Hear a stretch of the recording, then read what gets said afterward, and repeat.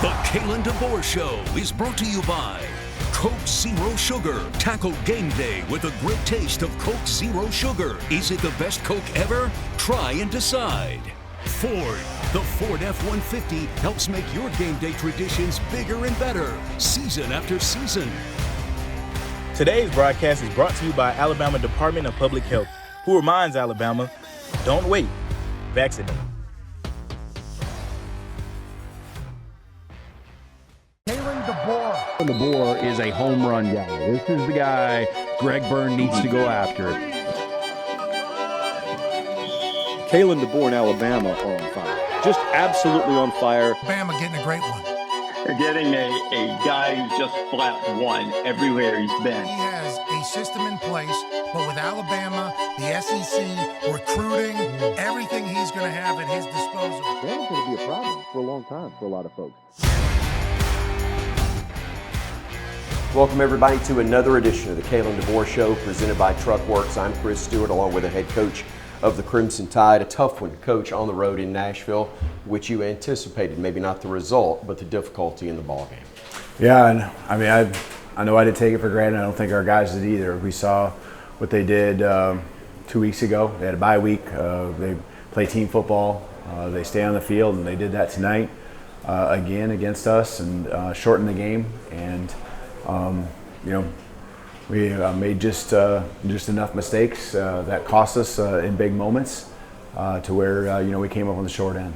They made a couple of big plays early, which certainly helped their confidence in this game. Yeah, we had 2 turnovers. They happened obviously in different ways, but it's those type of plays, and all of a sudden you're down 2 scores before you can even blink. And our guys fought and battled, and they. Again, they found the ways to make plays in the second half when I thought we were actually making a run coming out of the locker room, going down the field. It was just about, having enough opportunities. And again, they've shortened the game, and hats off to them on the whole game plan going in. You talked coming into it about the fact that the option look can be a challenge. It can be different. But it wasn't schemes, really. It was personnel, wasn't it? They made a lot of great plays, including their quarterback, huge on some third down conversions. Yeah, there was the runs early and downs, and then the conversions on third down, a lot of times through the air, him buying time, made the throw, and the guys made all the catches, third down and even the fourth down. They made those. And we need to create our own breaks. That's something we need to do a better job of. And we'll watch the film and get back to it. This one hurts everyone. Every single guy in the locker room is hurt, frustrated. But hopefully we look back on this moment here weeks from now. And unfortunately, okay, it's a learning moment, not the one we want, the way we want it. But hopefully we look back on it and we can see it be not a turning point, but one that really projects us onto another level, just in everything we do, preparation, our performance on the field. All right, Coach, let's take a look at the first half highlights. And now helping raise his 3 sisters. Milroe over the middle finds C.J. Dupree. He's got a lot of green. And he takes it into Vandy territory before Longwell catches up to him after 47 yards.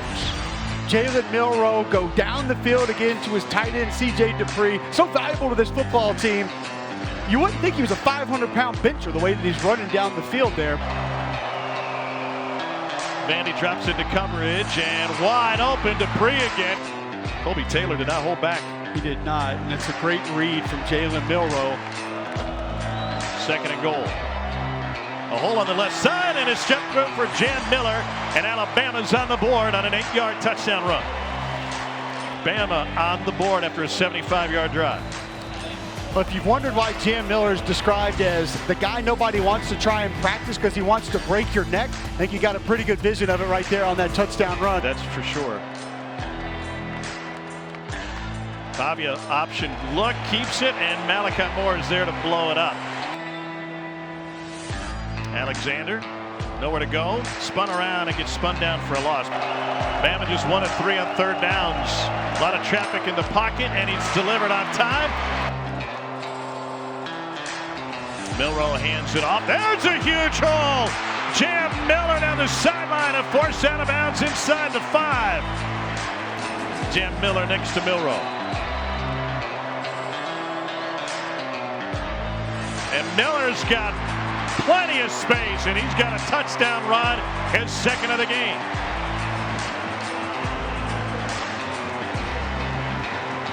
Jalen Milroe knew that was a touchdown as soon as he let go of the football.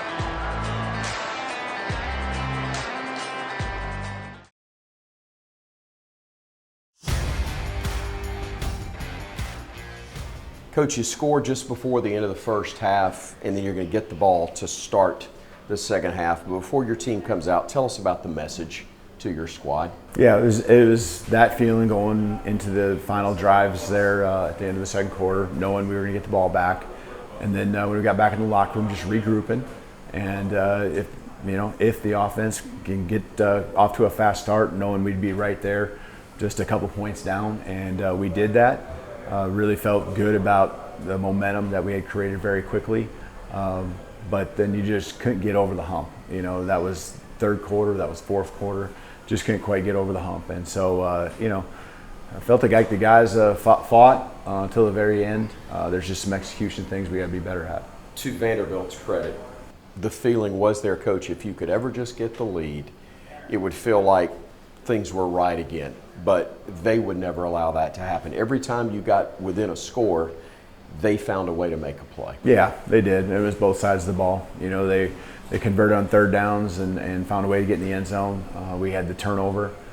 So there was just enough mistakes on our end to where they took advantage of it, made plays, however you want to look at it, and the film will show us a lot of that as well. But it's again, like you said, I think if we get over the hump, that momentum, it just way the pressure switches over to them, and maybe changes the style of play that they want, where they got to have a little more urgency, but it never got to that. All right, Coach, let's look at the second half highlights. Not only has Vandy never beaten a number 1 team, they've never beaten a team in the top 5. They lost 60 straight. Here's Emmanuel Henderson. He finds a gap. Henderson finds a sideline, and he's knocked out of bounds just prior to midfield. Miller to throw on first down. He finds Jeremy Bernard. Bernard makes a first man miss before getting twisted down after a gain of about 8. Look at Haynes in the flat, now across the middle. This is Ryan Williams.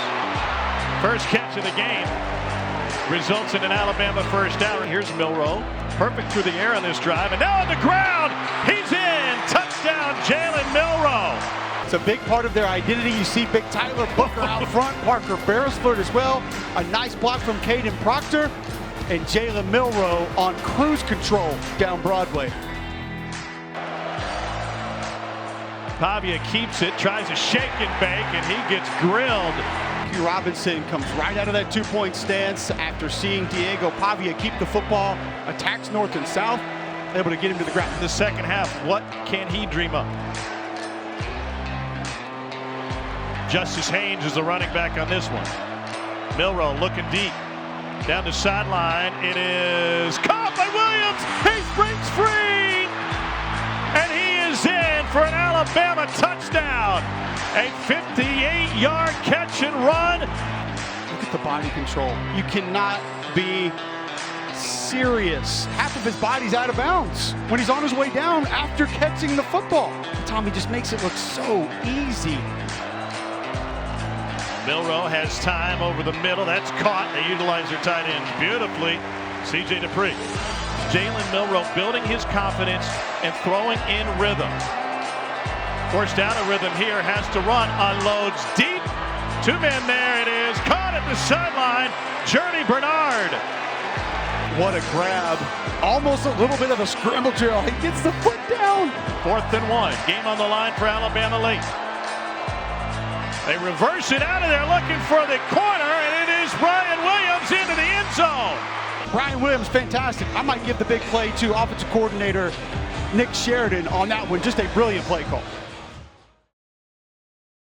Coach, you talked about this a little bit going into the second half highlights, but their ability to just kind of keep you at half arm's length. So impressive. Their takeaway, and something that made it very difficult, your defense is trying to get that ball back, but they just don't turn it over.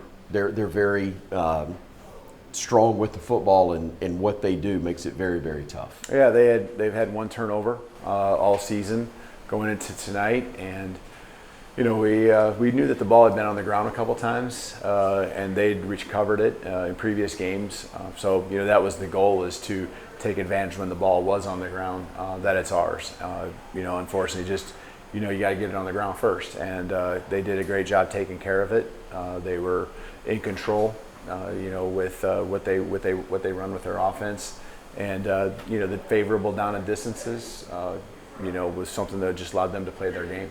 Coach, let's talk about one of your players on the defensive side. He's a young man we want to spotlight this week. Q Robinson had some key plays in this ball game for you today, but that's kind of typical for him. Yeah, he certainly is. You know, he's one of the leaders of the football team here, and not just what he is on the field, but who he is as a person off the field. And you know, really love what he does and the effort he brings. You know, he loves this place. He pours everything into every moment. He did that again tonight. All right, Coach, let's go all access with Q Robinson. My name is Quindarius Robinson. I'm from Birmingham, Alabama. I went to Jackson Nolan High School. Playing in the NFL has always been a dream. You know, I've always been watching some of the best do it, and I always wanted to compete in that league. I play outside linebacker. You know, I play this position because you know, I like to hit people. Quindarius Robinson had him lined up and put him away. Here comes the pressure, and it's the first sack of the ball game. Quindarius Robinson. I have mom at home. I got 2 younger sisters. I got a new addition to the family. I just had a daughter July 1st. So yeah, I'm trying to get adjusted to this dad life, you know. My favorite moments was probably the Arkansas game. That game I just kind of like woke up, like my feet was hot, you know what I'm saying? So like when I got out there against Arkansas, I mean, I was really ready for the coaches to just get me on the field, tell me what to do, and I just go out there and execute. Michigan, ball on the deck, scramble for it. Bama says they have it. Coach DeBoer has been an outstanding coach so far and will continue to be one. And like I said, he's been very transparent on the things he wants us to do and continue to do. And he wants us to try to bring some of those things that we learned with Coach Saban onto his legacy now. To the fans, I just want to say thank y'all for all the support and upcoming support. Y'all energy at the games matter a lot. It's the difference between winning the game and losing the game sometimes. And I really appreciate how you guys come there, cheer us on, win, lose, or draw. And I think this season we need to up the ante a little bit and just get even louder, you know what I'm saying?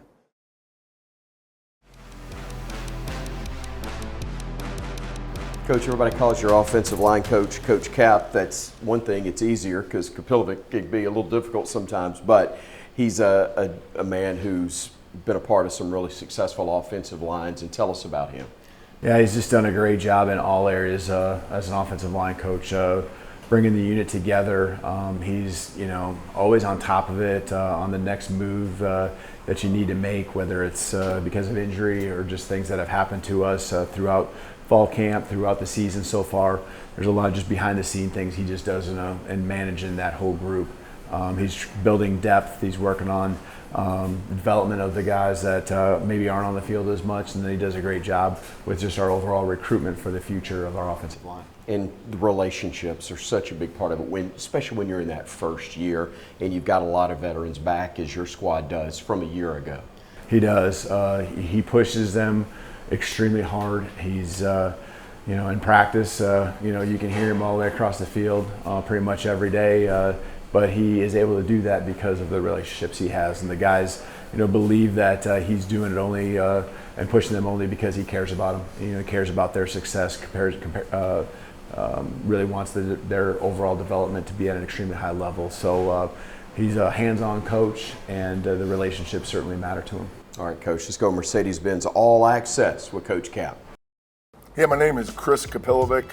Originally born in Cleveland, Ohio, moved to Phoenix, Arizona when I was about 9 years old. I went to college at Missouri State University.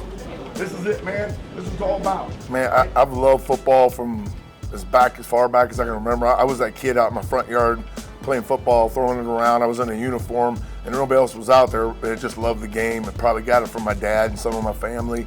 You can't simulate football anywhere else, right? It's just, you got to be in it and just love the game. I take great pride in my guys playing hard, playing through the whistle. You know, the thing that would like just would hurt my soul if people said my guys were lazy. I want them to play hard, play physical. I want them to play through the whistle. I want them to be technically sound. You know, it's about working as a cohesive group. But I really believe with an offensive line, you know, being physical, playing with great energy, and that's when you can overcome a lot of things. When I got the call that I had the opportunity to come to Alabama, it was right after we had moved somewhere and really been there 6 weeks. Just bought a house, half moved in. You know, I looked at my wife and son, and I was just didn't know if they could do another one, and they looked at me and they're like, "Are you crazy? This is Alabama." And obviously I'm very happy to say that because that's what I was thinking in my head. You know, Alabama's the pinnacle of college football, and this is the greatest university and football program in the country, and to have an opportunity to be a part of that and help us move forward in where we're at in this new era of Alabama football, you can't pass that up.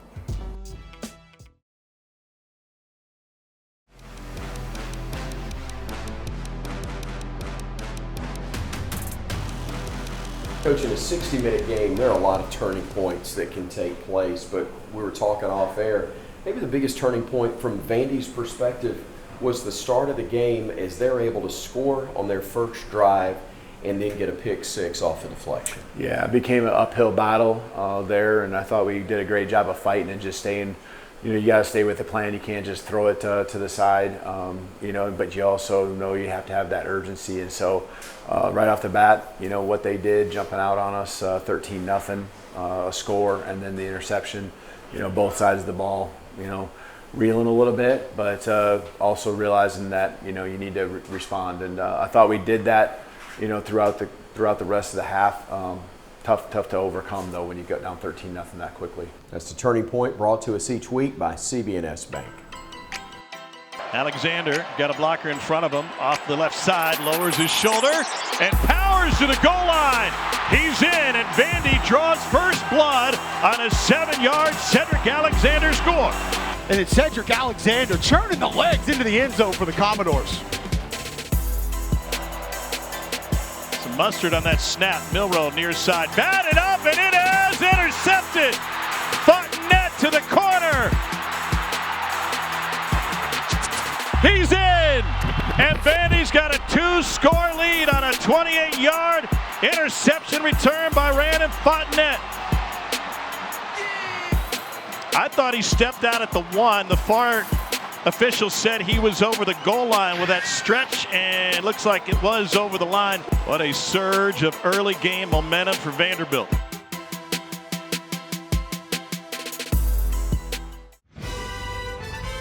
Bama fans, it's the Ford F-150 Highlight Show. The gas-powered F-150 is a workhorse. Tackles anything in its way. The PowerBoost Hybrid is a dual threat. Gas and electric powertrains. And the all-electric F-150 Lightning truck, it gets downfield quick. Oh, Alabama fans know something about winning lineups. For the latest offers on Ford F-150, see your local Ford dealer or visit buyfordnow.com. The Huddle. It's a circle of trust. Here, big plans become big plays. Standing shoulder to shoulder, sharing an unbreakable bond. The Huddle is where confidence is forged and where the game is won. Financial confidence is built that way too, working together on your region's green print plan. Let's huddle up, because in an SEC world, we're the SEC Bank. I'm Jan Miller. And I'm Kobe Prentice. Make sure you and your family are up to date this summer on all recommended vaccines, including respiratory disease. Vaccinations against these viruses are important for everyone, especially those at a higher risk of developing serious complications, including older Americans and those with certain medical conditions.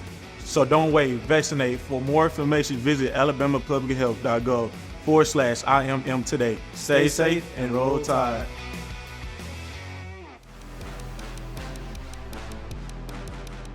Coach DeBoer, we look now at what's next. Thankfully, it is back home. It's in Tuscaloosa, but it's an early start against a talented team that's going to come in wounded like your squad is in South Carolina. Yeah, every game is its own game, and we need to go through the film.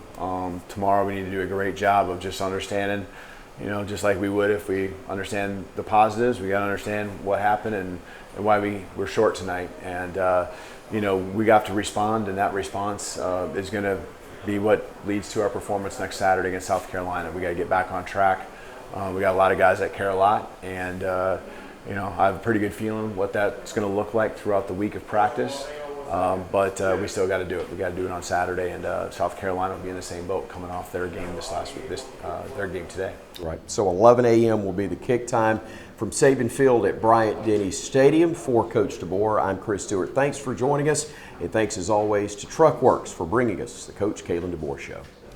The Kalen DeBoer Show is brought to you by Coke Zero Sugar. Tackle game day with a great taste of Coke Zero Sugar. Is it the best Coke ever? Try and decide.